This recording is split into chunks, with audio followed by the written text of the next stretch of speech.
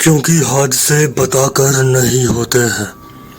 गर्मी की छुट्टियों का इंतजार हर स्टूडेंट को बेसब्री से होता है। मुझे भी था, तुम्हें भी रहा होगा।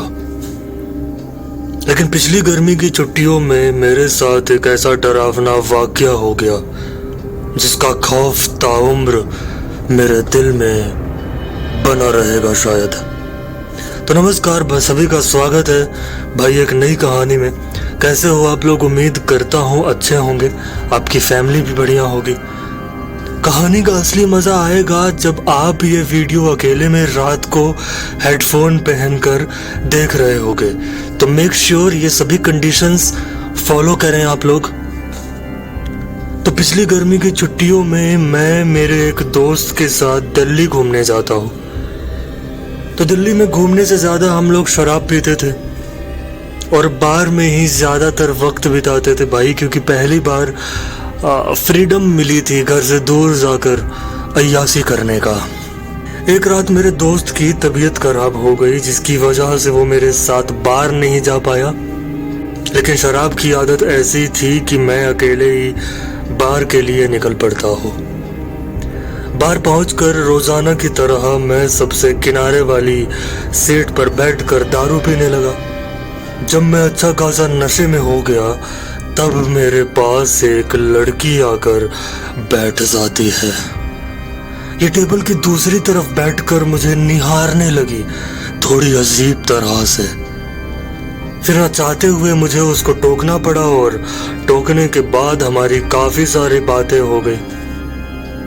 मैंने उसको सब कुछ बता डाला कि मैं दिल्ली आया हुआ हूँ पहली बार मेरे एक दोस्त के साथ घूमने के लिए, मैं यहाँ का लोकल नहीं हूँ, एक्सेट्रा एक्सेट्रा। सारी जानकारी मैंने लड़की को बता डाली। हमारी काफ़ी बात हुई, उसने मुझे उसकी इंस्टा आईडी भी दे दी। उसके बाद वो वहाँ से चली गई। मैं भी खुश होकर रूम वापस आ गया कि एक लड़की से बात हुई, मुलाकात हुई। रूम आया तो देखता हूँ मेरे दोस्त की तबीयत कुछ ज़्यादा ही खराब थी और वो सामान वामान पैक करके घर जाने को रेडी था।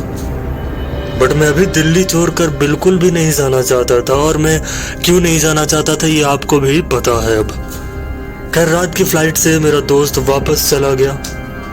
मैं सो गया। सुबह उठा तो उस लड़की का मैसेज आया था और वो पास ही के किसी दूसरे बार में मिलने बुलाती है मुझे।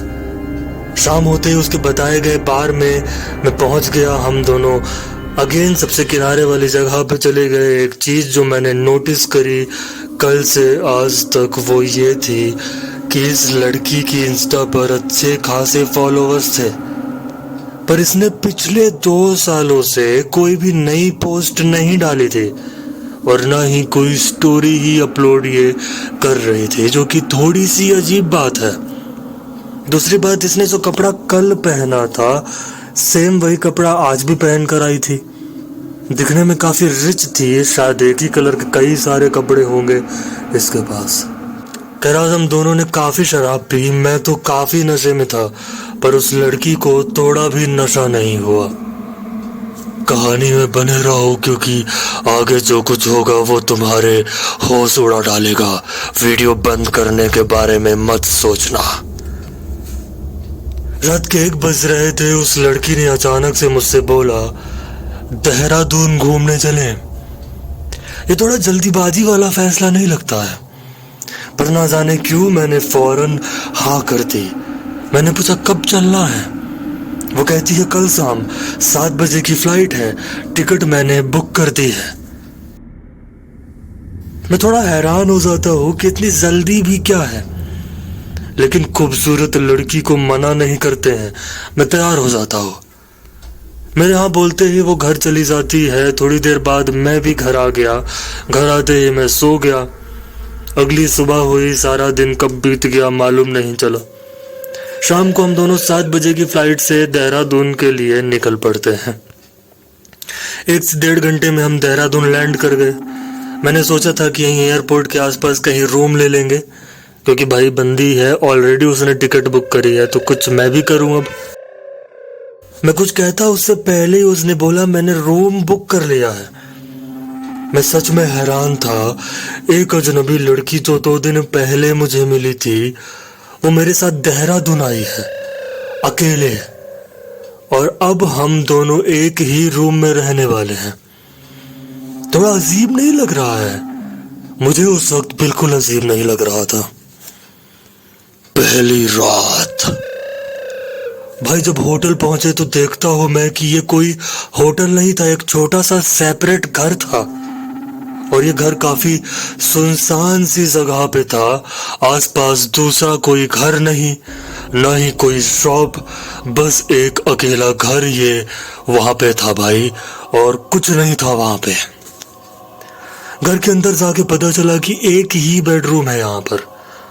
हम दोनों थक चुके थे, नींद भी आ रही थी, तो सोने का फैसला करते हैं हम।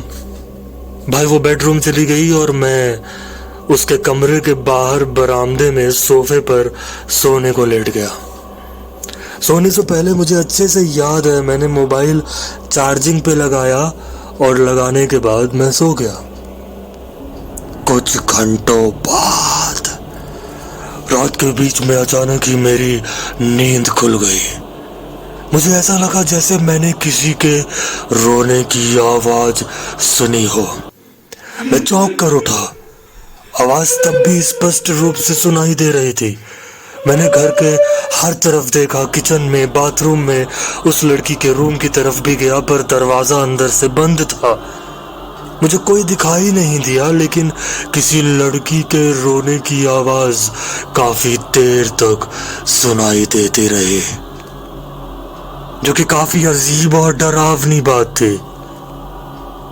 खैर थोड़ी देर बाद वो आवाज रुक गई और मैं सो गया। और सुबह नींद खुली तो देखता हूँ मेरा मोबाइल चार्जिंग से निकलकर सोफे के सामने पर टेबल पर रखा हुआ था। भाई मुझे अच्छे से याद था, मैंने मोबाइल नहीं निकाला था चार्जिंग से, पर निकाला किसने? खैर हम लोगों का घूमने का प्लान था, तो हम सारा दिन कई जगह पे घूमते हैं और शाम को फिर शराब पीने बार पहुंच गए। देर रात तक ड्रिंक करने के बाद हम कोई 1 या 2 बजे रात के आसपास घर वापस आए। कल हमारी वापसी की फ्लाइट थी मॉर्निंग में, तो जल्दी से सोने का फैसला हुआ। आज लड़की ने कहा कि तुम रूम में सो जाओ, मैं सोफे पर सोऊंगी, क्योंकि रूम में मुझे नींद ही नहीं आई। मैंने कहा ठीक है। मैं कमरे में आया, मैंने दरवाजा अंदर से लॉक कर लिया। मैं बेड में लेटते ही सो गया। आधी रात को एक बार फिर मेरी अचानक ही नींद खुल जाती है। होश में आते ही वो रोने की आवाज आज फिर सुनाई देती है। डर लग रही थी आज, क्योंकि आवाज ऐसा लग रहा था जैसे कमरे के अंदर से ही कहीं से आ रही हो। डरते हुए जब मैं बेड के नीचे देखता हूँ तो मेरे होश उड़ गए। वो लड़की बेड के नीचे फर्श पर लेटी हुई मेरी ही तरफ देख रही थी। मुझे देखते ही वो अजीब सा चेहरा बनाकर हंसती है। उसे देखकर मेरे रोंगटे खड़े हो गए और डरते हुए मैं बोलता हूँ, तुम यहाँ पर क्या कर रही हो? वो बोली, पता नहीं, शायद नशे में मैं यहाँ आ गई। तुम बेड पे सो रहे थे तो मैं नीचे सो गई। लेकिन भाई 1 मिनट, मैंने तो दरवाजा बंद किया था अंदर से, तो ये अंदर कैसे आ गई? और बेड पे मैं लेटा हुआ हूँ, तो बेड के एकदम अंदर घुसकर लेटना, ये बात भी बड़ी अजीब थी। वो बाहर आई और वैसे ही अजीब सा डरावना चेहरा बनाकर मुझे देखते हुए हंसते हुए बाहर चली गई। उसके साथ ही मैंने फौरन दरवाजा बंद किया, दरवाजा फिर से अच्छे से लॉक किया। मेरी हार्ट बीट्स काफी तेज थी, घबराहट हो रही थी। उसका डरावना चेहरा बार बार मेरे मन में घूम रहा था। मैं दोबारा से सोने की कोशिश करता हूँ और नींद में जाते ही थोड़ी देर बाद एक बार फिर मेरी नींद खुल जाती है। आंख खोलते ही मैं देखता हूँ वो लड़की मेरे पैर के पास आकर खड़ी थी और फिर अचानक ही मेरे पैर को अजीब तरह से छूने लगी और अजीब तरह से डरावनी हंसी हंस रही थी। मैं एकदम चौंक जाता हूँ, मेरे रोंगटे खड़े हो गए, मेरी चीख निकल आई। डरते हुए मैंने बोला, तुम आखिर यहाँ पर कर क्या रही हो? भाई उसने कुछ नहीं बोला, बस अजीब तरह मुझे घूरती रही। उसे देखकर ऐसा लग रहा था जैसे ये वो लड़की हो ही ना जिसको मैं 2 दिन पहले दिल्ली में बार में मिला था। थोड़ी देर बाद ही बाहर चली गई। मेरी हालत खराब थी क्योंकि भाई बंद दरवाजे के अंदर ये कैसे आ जा रही थी बार बार। मैं फौरन यहाँ से निकलने का फैसला करता हूँ क्योंकि अब 1 मिनट भी इस अजीब सी जगह में इस अजीब सी लड़की के साथ नहीं रह सकता था। मैंने कपड़े पैक किए। कपड़े पैक करके जब मैं बाहर आया तो देखता हूँ बाहर कोई था ही नहीं। मैं और घबरा गया। मैंने किचन में, बाथरूम में, हर जगह चेक किया, लेकिन घर में वो कहीं भी नहीं थी। मैंने सोचा शायद बाहर चली गई हो। दरवाजे की तरफ आया तो देखता हूँ दरवाजा तो अंदर से बंद था। ये आखिर कैसे हो सकता था? मेरे हाथ पांव कांपने लगे। मैंने मोबाइल उठाया तो भाई मैं हिल गया एकदम। मेरा बैंक बैलेंस लगभग 0 हो चुका था। जब मैंने लौटने की टिकट चेक करी तो भाई सिर्फ मेरा ही टिकट था लौटने का, वो भी मैंने खुद मेरे पैसों से टिकट करी थी। और तो और यहाँ आने की टिकट भी मेरे पैसे से मैंने खुद ही करी थी, किसी लड़की ने टिकट बुक नहीं करी थी मेरी। ये सब बातें मुझे कंफ्यूज कर रही थी और अंदर तक डरा भी रही थी। आखिर मैं जिस लड़की के साथ आया वो गायब कहाँ हो गई? उसके वजूद का भी कुछ मालूम नहीं चल रहा था। सारी बातें एक ही तरफ इशारा कर रही थी कि मैं यहाँ दिल्ली से देहरादून अकेले आया हूँ। लेकिन क्यों? मैं यहाँ करने क्या आया अकेले? मैं भाई उस घर से फौरन एयरपोर्ट के लिए निकल पड़ता हूँ। सुबह 6 बजे मैं दिल्ली वापस आ गया। मेरा मन अशांत था और मुझे डर लग रही थी।